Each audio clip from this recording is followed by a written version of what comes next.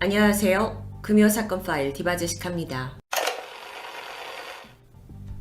2005년 6월 16일 목요일 오후 서울 성북구 도남동에 있는 미분양 아파트에 청소업체 직원인 김 씨가 들어갑니다. 곳곳에 광고 전단지를 부착하기 위해서였죠. 특히 그날은 전달받은 지시가 하나 있었는데 관리사무실에서 전단지를 떼어낼 수 있으니 아파트 안이나 붙박이장 그리고 화장실 안쪽까지 여러 개를 잘 붙여놓으라는 사장의 요구였습니다. 이 아파트는 이제 막 입주가 하나둘 시작되고 있었는데 여전히 마무리 공사 때문에 대부분의 현관문이 열려 있거나 또는 잠겼더라도 비밀번호가 0000 정도였습니다. 김 씨는 순조롭게 내부로 들어가 배포 작업을 할 수 있었죠. 그렇게 어느덧 6층에 도착합니다. 그리고 순간 고약한 악취가 코를 찔렀는데요. 그냥 지나칠까 했지만 혹시나 사장한테 걸리면 질책을 당할 수 있기에 그는 결국 6층 현관문이 열린 어느 집 안으로 들어서게 됩니다. 여기가 그 냄새의 근원지인 것 같았죠. 여기저기 전단지를 붙이던 그가 마침내 안방 화장실 앞에 다다랐습니다. 문고리를 돌려서 문을 열려는 찰나 안에 뭔가 묵직한 게 걸려있는 느낌을 받았는데요. 그는 문을 다시 한번 닫았다가 힘을 실어 밀면서 욕실 내부가 한눈에 들어옵니다. 눈앞에는 여성의 시신 한 구가 놓여 있었죠. 김 씨의 신고를 받고 출동한 경찰이 감식을 시작했습니다. 시신이 발라 상태였는데 초여름의 후덥지근한 날씨 때문에 얼굴은 알아볼 수 없을 정도로 심하게 부패되어 있었습니다. 하지만 입고 있던 원피스의 앞단이 찢겨져서 사라졌다는 점, 또 속옷이 벗겨져서 다리에 걸쳐져 있었다는 점에서 간간히 의심됐죠. 현장에서는 그녀의 핸드백과 소지품, 또 손목에 차고 있던 고가의 시계가 고스란히 남아 있었습니다. 신원 파악 결과 피해자는 30살의 이 씨, 미스 춘향 출신의 출중한 외모, 그리고 성격도 좋고 학벌도 좋은 일명 엄친딸이었습니다. 그녀는 부산의 한 대학을 다니다가 2001년 서울 성북구에 있는 K대에 편입해서 1년 전인 2004년 이미 졸업을 한 상태였습니다. 그리고 같은 해에 3년 동안 연애했던 명문대 대학원생과 결혼을 했는데 남편이 수백억대 부동산 자산가의 아들이란 게 알려지면서 이 씨는 주변인들에게 재력가 며느리로 통했죠. 그녀는 사실 이미 일주일 전 남편에 의해 실종신고가 된 상태였습니다. 부검 결과 이 씨는 실종 당일인 6월 9일 사망한 것으로 추정됐죠. 시신을 보니까 목에 작은 상처 외에 별다른 외상이 발견되지 않습니다. 사실상 너무도 부패해 있었기 때문에 폭행이나 결박 같은 외상을 정확히 확인할 수는 없었다고 해요. 다만 목뼈가 골절되어 있는 것으로 봐서 사인은 목졸림에 의한 경부압박 질식사로 추정됩니다. 간간히 의심된다고 했었었죠. 정액 반응 검사 결과는 음성이었습니다. 그렇다면 범인이 성폭행을 시도는 했지만 이 씨가 저항을 하면서 실패했고 결국 단념한 후 목을 졸라 살해한 것으로 짐작됩니다. 그런데 원피스 앞부분이 찢어지고 또 그게 사라진 이유를 생각해보면 혹시 거기에 뭔가 체액이나 범인을 특정한 무언가가 묻어있지 않았나 하는 의심도 가능하죠. 그런데 왜 하필 이 씨는 이 아무런 연관도 없는 도남동 미입주 아파트에서 시신으로 발견된 걸까요? 여러 가능성 중에서 그나마 합리적인 의심은 누군가 이 씨를 여기에 의도적으로 유인했다는 겁니다. 그런데 또 현장엔 그녀가 강제로 끌려 들어온 흔적이 보이지 않았어요. 그렇다면 강제가 아닌 면식범의 소행의 가능성이 높아집니다. 물론 피해자가 아파트 부근에서 위협을 느끼다가 우연히 여기로 도망쳐 왔는데 쫓아온 범인에게 살해당했을 가능성도 있죠. 경찰은 이 모든 걸 열어두고 이 씨가 아파트에 들어간 그 이유를 밝히는 것이 사건의 키라고 생각합니다. 이 씨의 실종 당일 행적을 살펴볼까요? 사망 추정일인 6월 9일 강남에 거주하던 이 씨는 출근하는 남편을 배웅한 뒤 오전 9시에 외출했습니다. 오전 11시쯤 강남의 한 한복점에 들렸고 11시 23분에는 일식집에 들려서 포장 도시락을 구매합니다. 그리고 12시에는 그 도시락을 들고 어딘가를 찾게 되는데 거기가 바로 성북구에 위치한 모교 K대학이었죠. 여긴 사건 현장과 약 3km 정도 떨어진 곳인데 여기에서 A 교수의 연구실을 방문합니다. 당시 이 씨는 평소 친분이 있던 A 교수의 부탁으로 학술행사 자원봉사를 위해 거의 매일 학교에 갔다고 합니다. 그날 또한 행사 뒷정리를 포함해서 교수에게 인사차 들른 것인데요. 2시간 후 A 교수와 함께 밥을 먹고 헤어진 이 씨는 후배와 통화를 한 뒤 교내 은행에 들립니다. 이어 2시 23분에 은행을 나와서 지하철 쪽으로 걸어가는 모습이 CCTV 영상에 담겨 있었죠. 이렇게 행적이 아주 자세하게 남아있지만 이게 그녀의 살아있는 마지막 모습이었습니다. 그때로부터 일주일 뒤 시신으로 발견될 때까지 이 씨의 행적은 묘연합니다. 그러던 중 결정적인 단서 하나가 포착되는데요. 바로 이 씨 수첩에서 이 미분양 아파트 주변 부동산 전화번호가 발견된 겁니다. 이걸로 연관성을 찾겠다 싶었지만 사실 이 씨가 이사 계획이 전혀 없어서 집을 보러 다닐 이유가 특별히 없어 보였죠. 그러던 중 남편이 아내가 생전에 했던 이야기를 떠올립니다. A 교수가 학교 근처에 집을 구해야 되는데 자기가 같이 집을 보러 다니려 했다라는 스토리였어요. 그러고 보면 그녀가 실종 직전 마지막까지 함께 있던 인물도 A 교수입니다. 그렇게 정황상 A 교수가 유력한 용의자로 떠오르게 되죠. 경찰은 그를 5차례나 소환했고 꽤 강도 높은 조사를 벌였습니다. 교수는 이 씨와 도시락을 함께 먹은 것은 맞지만 이후 죽음에 대해서는 아는 게 전혀 없다고 하는데요. 게다가 그녀와 집을 같이 보러 다닌 적도 없다라고 강하게 부인합니다. 다만 자신이, 그러니까 교수가 새 집이 필요한 상황을 이 씨가 눈치채고 도움을 주려고 혼자서 집을 보러 간 게 아닌가 싶다라고 하는데요. 여기서 잠깐, 이 두 사람은 어떤 관계였을까요? 이 씨가 왜 그렇게까지 이 A 교수를 도와주고 싶어 했던 걸까요? K학교 재학생들에 따르면 미국에서 오랫동안 공부한 A 교수는 꽤나 학생들에게 친근한 성격으로 알려져 있습니다. 이 씨가 대학 시절에 이 교수와 친분을 맺었는데 졸업을 한 후에도 곧잘 그를 따르면서 평소 많은 조언을 구했다고 해요. 심지어 가족에게 A 교수를 직접 소개하기도 했죠. A 교수가 그녀와 그렇게 가까운 사이였다면 사실 이 씨를 죽일 이유가 없어 보이는데요. 사건 발생 2달 만에 시신의 정밀 검사 결과 새로운 2가지 사실이 드러납니다. 먼저 이 씨의 간과 비장에서 약 0.14%의 알코올이 검출돼요. 이건 사건 당시 그녀가 만취였다라는 것을 의미했죠. 그런데 이 씨는 평소 술을 즐기는 편이 아니었습니다. 시신의 위장에서 고춧가루, 밥알, 양파 같은 내용물도 있었는데 이걸 보면 누군가와 식사를 하면서 반주를 한 것으로 보이죠. 경찰은 이 점에 주목하면서 이 도남동 인근의 식당, 술집을 돌면서 누군가 이 씨와 식사하는 걸 봤는지 탐문 수사를 펼쳤지만 목격자는 없었습니다. 새롭게 발견된 2번째 사실은 피해자의 가슴에 묻어있던 타액에서 남성의 유전자가 발견된 겁니다. 이거야말로 결정적인 증거죠. 그런데 경찰이 여기서 약간의 꾀를 냅니다. 그리고 유력한 용의자 A 교수에게 시신에서 남성의 유전자가 발견됐다라는 말을 흘리게 되자 갑자기 그가 입을 열게 되죠.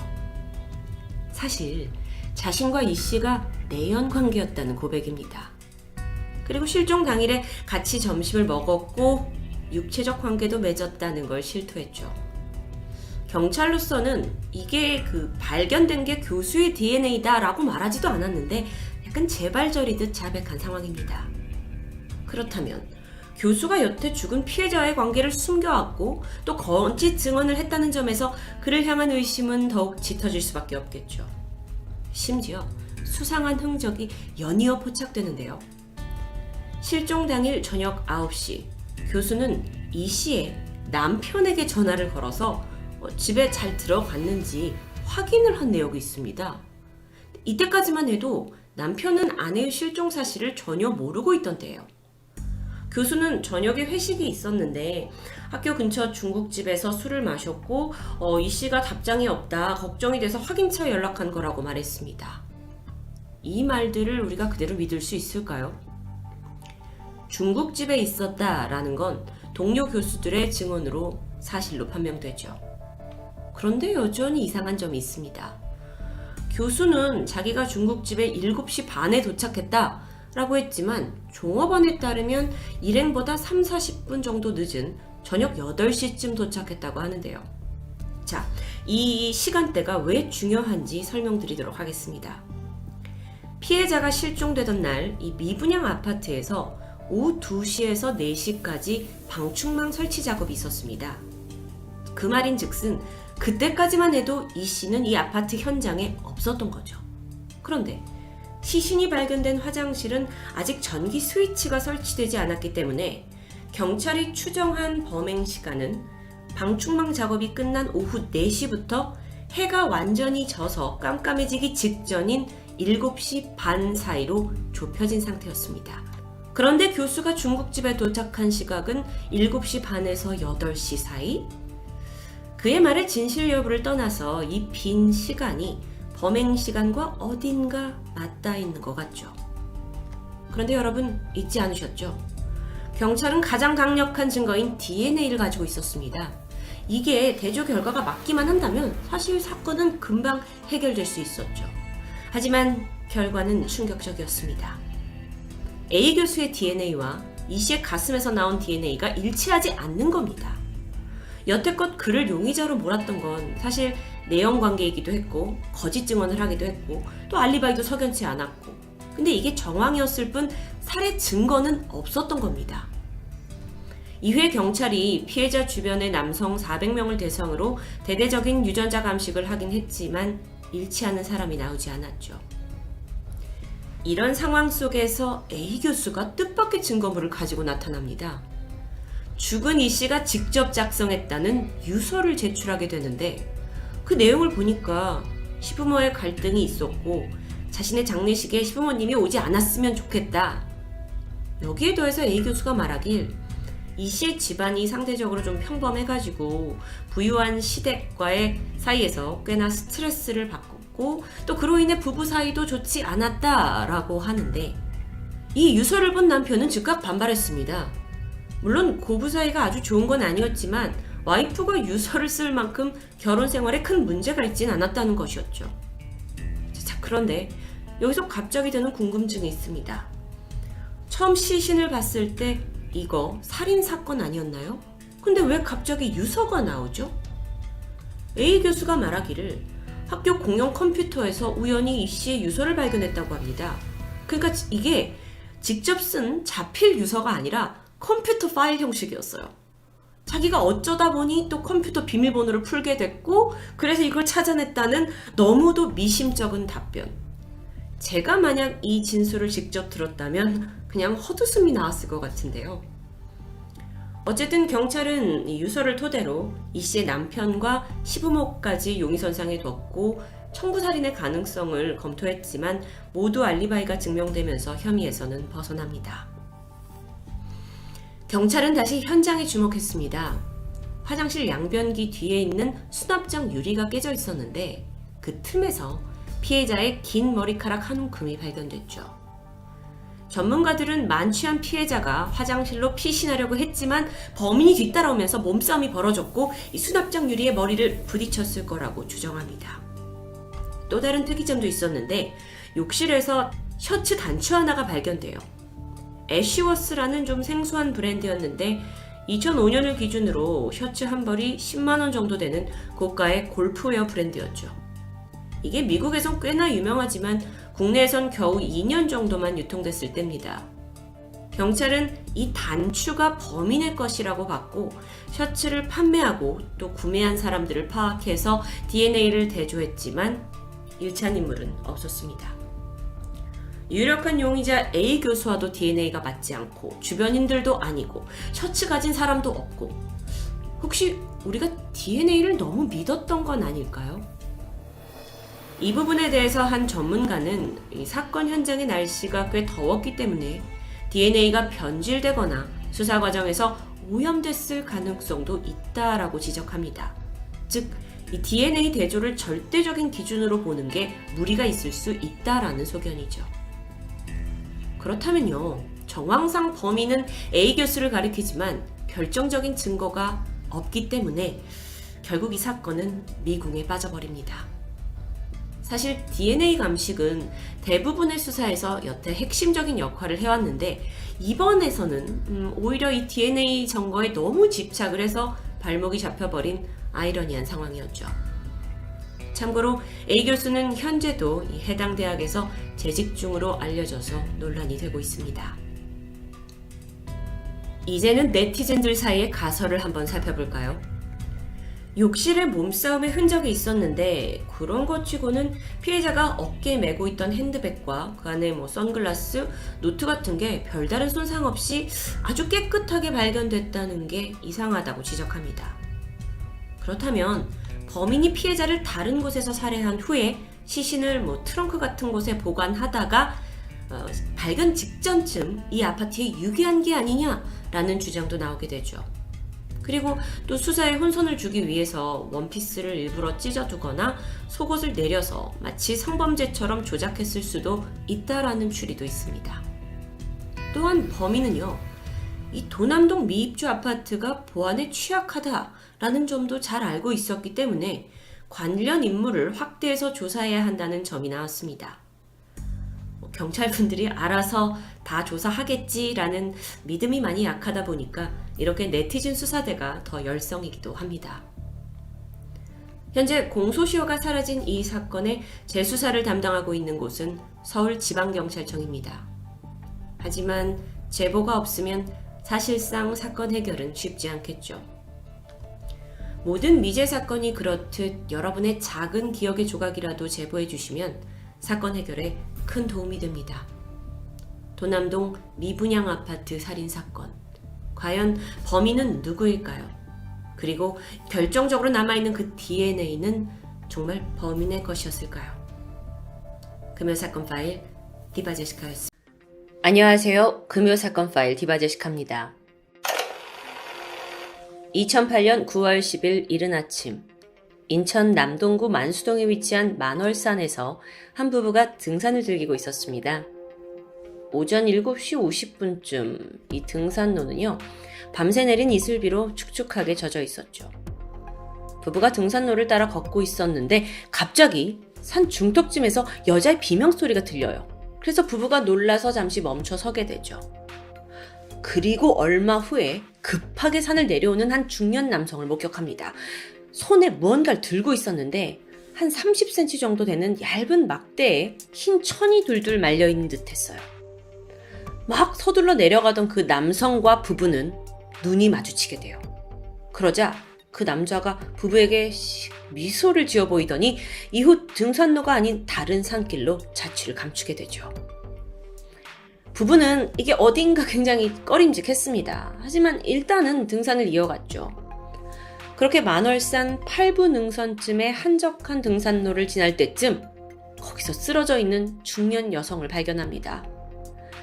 가까이 다가갔지만 여성은 많은 피를 흘린 채 의식이 없어요. 부부는 직감적으로 아까 비명을 지른 사람이 이 여자가 아닌가라는 걸 알아챘고 즉각 119에 신고했습니다. 얼마 후에 구급대원이 도착했지만 안타깝게도 여성은 현장에서 이미 숨을 거둔 상태였습니다. 피해자는 현장 인근에 살던 55세의 여성 남씨. 그녀가 사건 당일 아침 7시에 만월산에 올라가는 모습이 등산로 입구 CCTV에 남아 있습니다. 그런데 그 영상 속을 보면 남씨가 가방을 메고 있었거든요. 하지만 발견됐을 당시에 가방뿐만 아니라 휴대폰도 모두 사라져 있었죠. 무슨 변을 당한 걸까요? 경찰은 남씨가 혼자 산을 오르다가 강도를 만나서 소지품을 뺏기고 흉기에 찔려 살해당한 것으로 추정했습니다. 이 피해자의 목과 가슴, 팔에 수차례 칼에 찔린 흔적이 남아 있었어요. 그중에 결정적인 건 목에 찔린 상처였죠. 안타깝게도 범행을 목격한 사람은 아무도 없습니다. 현장은 그때 이슬비가 내렸잖아요. 그래서 발자국이나 이렇다 할 DNA조차 전혀 남겨져 있지 않았고요. 어쩔 수 없이 경찰은 그날 만월산을 찾은 등산객 전부를 용의선상에 올리게 됩니다. 근데 이게 현실적으로 문제가 있죠. 만월산이 인천에 있는 만수동, 간석동, 부평동 모두 인접해 있거든요. 공식적으로 알려진 등산로만 10개입니다. 그리고 그 근처 주민들이 오가는 샛길까지 포함하면 입구가 수십 개예요. 게다가 당시 그 CCTV 화질마저 좋지 않았고요. 게다가 샛길에는 당연히 설치가 되어 있지 않았고요. 그러니까 등산객 모두를 파악하는 것조차 불가능에 가까웠죠. 그래도 현장에서 발견된 유일한 증거가 있습니다. 바로 시신의 곁에 남겨져 있던 담배 2갭이에요. 이게 장미라는 브랜드인데 일반 담배보다 좀 길쭉하고 얇은 게 특징입니다. 이 2개비를 좀 조사를 해보니까 한 개에는 죽은 피해자의 타액이 묻어 있어요. 그리고 다른 한 개에서는 신원 미상 남성의 타액이 검출되죠. 피해자 가족 증언에 의하면 숨진 남 씨는 흡연자이긴 했습니다. 하지만 장미 브랜드를 피우진 않았다고 해요. 그렇다면 담배는 용의자의 것일 확률이 매우 높습니다. 이 두 사람이 같은 자리에서 담배를 나뉘어 피웠다고 볼 수 있겠죠? 그렇다면 혹시 면식관계 아닌가? 라는 추정도 가능해집니다. 그래서 경찰이 주변 인물 또 그 중에서도 흡연자분들의 DNA를 다 대조하면서 추적이 시작되죠. 이거 엄청난 추적일 것 같은데 당시 그 DNA 그 조사 대상자만 1,054명이었다고 해요. 그래서 이게 단일 사건에서 DNA를 정말 최다 수집한 전례 없는 수사였다고 하는데요. 근데 그 수색에도 불구하고 일치하는 사람은 한 명도 나오질 않는데요. 그렇게 사건 발생 17일이 지난 9월 27일 경찰에 제보 한 통이 들어옵니다. 제보자는 만월산에서 먹고 자던 한 노숙자분이셨는데 얼마 전에 자기가 아침에 잠을 자다가 근처 배수로에서 누군가 빨래를 하는 소리를 들어서 잠에서 깬 적이 있다고 해요. 그래서 이런 일이 없는데 하고 가보니까 배수로 쪽에 부러진 과도와 라이터를 발견했다는 제보였습니다. 경찰이 즉각 그곳에 가보는데 여기는 그 범행 현장에서 약 500m 정도 떨어진 만월산 터널 옆에 있는 배수로예요. 정말 가보니까 거기에 담배 한 갑 그리고 담배 꽁초가 발견되는데 이게 장미 브랜드였죠. 이게 다가 아닙니다. 과도 한 개가 종이로 둘둘 말아져서 노란색 테이프로 고정된 칼집 모양의 물건까지 남겨져 있었어요. 근데 이 칼집에 종이를 좀 살펴보니까요. 이게 특이합니다. 다이어리 캘린더 속지예요. 그러니까 이게 범인이 아무래도 칼을 그냥 들고 다닐 수 없으니까 그 다이어리 속지로 이걸 이렇게 감추기 위해서 싸고 다녔던 것 같은데요. 범행을 저지른 후에 배수로에 와서 칼에 묻어있는 혈흔을 씻어낸 후에 여기다가 버린 것으로 추정할 수 있겠죠. 자, 이제 이 과도가 중요합니다. 이 과도에서 소량의 혈흔이 검출이 돼요. 근데 이게 안타깝게도 DNA를 검출할 수 있을 정도는 아니었죠. 굉장히 중요한 증거가 발견이 됐음에도 불구하고 사건이 진척 없이 결국에 미제로 남고 말았죠. 끝은 아닙니다. 그로부터 4년이 지난 2012년 9월 갑자기 새로운 용의자가 떠올랐어요. 누구였냐면 절도 그리고 친족 강간죄 혐의로 전주교도소에 복역하고 있던 50대 권 씨였는데요. 그 권 씨의 DNA가 2008년 만월산 그 살인사건의 담배에 남아있던 DNA와 일치한다는 정보가 입수된 겁니다. 자, 이게 왜 4년이 흐른 뒤에야 이 소식이 들린 거냐? 그 사이에 법률이 개정됐기 때문이에요. 2010년 7월부터 대한민국에서는 DNA 신원 확인 정보의 이용 및 보호에 따른 법률, 일명 DNA법이 시행되었습니다. 그러니까 이게 뭐냐면 쉽게 말해서 범죄자의 DNA를 수집하고 저장하는 게 가능해진 겁니다. 그 전까지만 하더라도 경찰은 범죄자들의 유전자 정보를 저장하고 있을 수는 없었다고 해요. 단지 현장에서 DNA가 발견되잖아요.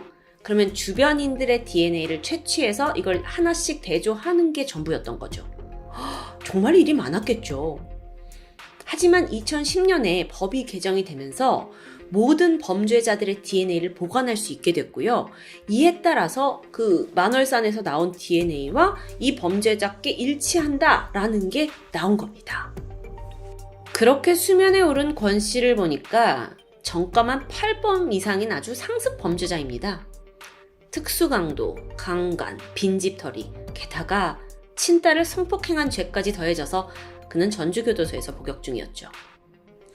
과거에는요, 여성 등산객을 강간한 전과까지 있습니다. 그가 만월산이 위치한 인천에서 초등학교를 나왔거든요. 그리고 또 이 지역에 친인척이 살면서 인연이 많은 곳이었습니다. 뭐 이것저것 다 따지지 말고 우선 담배와 DNA가 일치한다는 게 가장 강력한 증거죠. 권 씨 동네에 있던 마트 사장에 따르면 권 씨가 평소 장미 담배를 즐겨 폈다고 증언이 나오기도 해요. 자, 증언 다 있어요. 그래서 인천 남동경찰서가 권 씨를 인천 구치소로 데려와서 본격적인 수사에 착수하게 되죠. 그런데 권 씨는 만월산 살인사건에 대해 강력하게 범행을 부인합니다. 자기가 강도짓은 저지르는 범죄자일지언정 내가 살인을 저지를 배짱은 없는 사람이다 라고 말하는 겁니다. 당신의 DNA가 현장에서 나왔다라는 거에 나 도대체 왜 그랬는지 전혀 알 수가 없다. 혹시 누군가 내가 피운 담배를 거기에 둔 게 아니냐? 증거가 조작된 거 아니냐라고 반발하는데요. 그러면서 그 사건이 벌어졌던 시점에 자기는 인천은커녕 천안에 있었다라는 알리바이를 대기도 했죠. 자, 여러분, 권 씨에 대해서 조금만 더 알아볼까요? 이 사람이 1997년 인천에서 강도와 성폭행을 저질렀고 10년간 교도소에 복역을 합니다. 자, 그리고 나서 이제 2007년쯤 나왔겠죠. 근데 사건이 벌어진 2008년에는 인천 도화동에 거주하면서 일용직으로 근무하고 있었어요. 그러다 사건 전날에 권 씨가 고등학생 딸과 싸움이 일어나요. 그리고 같은 날 가출한 딸을 찾아 나섰다는 행적까지 경찰에 입수되죠. 이때 그가 들고 나간 게 있는데 그게 딸의 다이어리였습니다. 왜냐면 그 다이어리에 딸의 친구들 연락처가 담겨져 있었기 때문이에요. 여러분, 다이어리요. 네, 현장 인근에서 그 발견된 칼집, 그 칼집이 다이어리 속지로 만들어졌다고 했죠. 이게 뭔가 딱딱 들어맞는 이 느낌. 그래서 경찰이 다시 증거품을 뒤져요. 그래서 현장에서 찾은 칼집 종이, 이거를 이제 펴가지고 권 씨 딸한테 보여주거든요. 그랬더니 딸이 이거 제 다이어리 속지 맞아요 라고 대답합니다. 게다가 이 다이어리가 학원에서 나눠준 거라 시중에서는 쉽게 구할 수 있는 것도 아니었죠. 권 씨가 범인이라는 게 거의 확실합니다. 자, 그래서 검찰에서는 권 씨가 등산로에서 금품을 노리고 피해자를 살해한 것으로 봤고요. 강도살인죄로 기소를 하게 되는데요. 판결이 어떻게 나왔을까요? 2014년 1심 재판에서 권 씨에게는 무죄가 내려집니다. 무죄요. 판결의 이유 들어볼까요? 권 씨의 주장대로 권 씨 타액이 묻은 담배꽁초가 범행과는 무관하게, 그러니까 살인과는 무관하게 현장에 그냥 떨어져 있을 가능성도 있지 않느냐, 배제할 수 없다라는 이유입니다. 아니, 그럼 그 다이어리 속지는요? 딸이 이 다이어리 속지는 제게 맞습니다 라고 인정을 했지만 재판부는 진술만으로는 증거 능력이 없다고 판단했어요. 게다가 국과수 또한 그 현장에서 발견된 과도 있잖아요. 과도, 범행도구. 과도가 이게 확실히 그 남씨 여성을 살해한 범행도구라고 단정할 수는 없다라는 의견이 나와요. 왜 그러냐? 발견 당시에 과도의 끝이 좀 부러져 있었어요. 자, 이 끝이 부러져 있었다는 건 과도가 뭔가 피해자의 뼈를 찔렀을 때 나타나는 흔적일 수 있어요. 그런데 부검을 했을 때 피해자의 몸에서 과도가 부러질 만한 상처가 없었기 때문이었죠. 그러니까 과도가 부러졌다는 부분이 이게 이 사건과 전체적으로 앞뒤가 안 맞는다는 겁니다. 게다가 여러분 앞서 기억하세요. 등산객 부부가 내려오고 있는 어떤 범인으로 의심되는 남성을 마주쳤잖아요. 그때 씩 웃었고요. 자, 이 부부가 있습니다. 그래서 그들에게 권 씨의 현재 사진을 보여주게 됐는데 이때 부부가 뭐라고 하냐면 이 사람보다 살이 좀 더 있었던 것 같은데 이거 살이 좀 많이 빠진 것 같아요. 그러다 보니까 똑같은 사람인지는 잘 모르겠어요. 라는 대답을 하게 됩니다. 결국 이 모든 것들을 종합해서 재판부는 직접 증거가 없다고 판단을 했고 권 씨에게 무죄가 선고된 겁니다. 검찰은 즉각 항소했어요. 그러면서 수사팀이 더 확실하게 사건 당일에 그 사건 시각에 권 씨가 만월산에 있었다는 걸 객관적으로 증명해내야 했는데요. 머리를 싸매던 수사관들에게 번뜩 떠오르는 게 있었습니다. 그날 날씨가 어땠죠? 사건 일주일 전부터 그 당일날까지 현장에는 이슬비가 내렸습니다. 그래서 등산로가 곳곳이 다 젖어 있었어요. 그런데 만약 담배꽁초가 미리 현장으로 옮겨진 거라면 당연히 물기에 젖어 있어야 하는 게 맞겠죠? 거기에 옮겨진 거라면요? 그런데 현장에서 발견된 담배꽁초요? 물기가 전혀 없이 바싹 말라있는 상태였습니다. 그렇다면 이 담배는 사건이 벌어지기 직전, 그러니까 현장에서 바로 꺼내가지고 피운 후에 버려진 거라는 추리가 가능해지죠. 소름 돋습니다. 즉, 피해자와 범인이 같은 자리에서 담배를 피웠고 꽁초를 버린 직후에 범죄가 일어났음을 암시하는 겁니다. 그리고 그 DNA가 말해주는 담배 주인이 권 씨잖아요. 칼을 싸고 있던 그 다이어리 속지에 대해서도 검찰과 경찰이 끈질기게 분석했어요. 권 씨의 딸이 이제 가지고 있던 그 소유했던 다이어리와 꼼꼼하게 정말 이 종이가 맞는지 비교를 하게 되거든요. 그런데 칼집 종이에 있던 그 다이어리 속지에서 마지막 일요일 칸이 사인펜으로 굵게 칠해져 있었습니다. 근데 보니까 딸의 다이어리에도 매월 마지막 일요일 칸마다 사인펜으로 굵게 칠해져 있어요. 그리고 또 칼집 종이에 29일 칸에 발표라고 표시가 되어 있었거든요. 그런데 딸의 다이어리 9월, 10월 속지에도 동일한 표시가 남겨져 있었죠. 이거 같은 거 맞아요. 무엇보다도 딸의 다이어리에 12월 속지가 찍혀 나가 있었거든요. 칼집의 종이는 12월 다이어리 속지였습니다. 자, 정말 이거 다이어리 속지 이 사람 거 맞는데 마지막으로 한 개 더 있어요. 그 범행 흉기로 의심되는 과도, 아까 언급했었죠. 그 끝이 부러져 있는데 몸 안에서는 끝이 부러질 만큼의 상처는 없었다라는 게 국과수 발표였잖아요. 여기서 딸이 결정적인 증언을 합니다. 그 과도요? 그거 원래 저희 집에서 쓰던 건데 그거 예전부터 끝이 부러져 있었어요. 그럼 이게 앞뒤가 딱딱 들어맞는 거죠. 그렇게 재구성을 했던 권 씨의 행적, 사건의 전말을 알아볼까요? 사건 당일 권 씨는 가출한 딸을 찾기 위해서 딸의 다이어리를 들고 집을 나섭니다. 이때 어떤 이유로 집에 있던 과도도 함께 챙겼는데요. 딸의 다이어리 12월 속지를 찢어가지고 칼집을 만들어서 칼을 감추게 돼요. 권 씨는 그날 오전 일찍 만월산에 올라갑니다. 그리고 우연히 피해자 남 씨를 만나서 장미 담배를 나눠 폈죠. 이후 성폭행을 시도했지만 남 씨가 반항을 하자 칼로 목과 등을 찔러서 살해합니다. 사건 직후에 그는 CCTV와 또 각종 교통 카메라에 자기가 찍힐 걸 두려워했어요. 그래서 거기서부터 걸어가지고 충남 천안까지 내려가게 돼요. 거기서 한 달 정도 노숙 생활을 했고요. 다시 도보로 전주까지 이동해서 노숙 생활에 돌입을 했죠. 굉장히 좀 상식을 뛰어넘는 도주행각이었습니다. 그러다 지쳤나 봐요. 일반 가족집에 침입을 해서 절도를 했는데 그러다 발목이 잡힌 겁니다.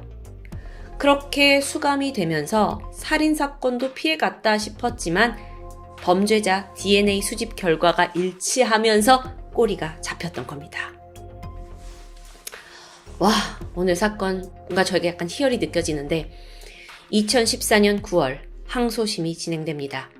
그 결과 권 씨에게는 1심을 뒤엎은 징역 20년이 선고되었죠.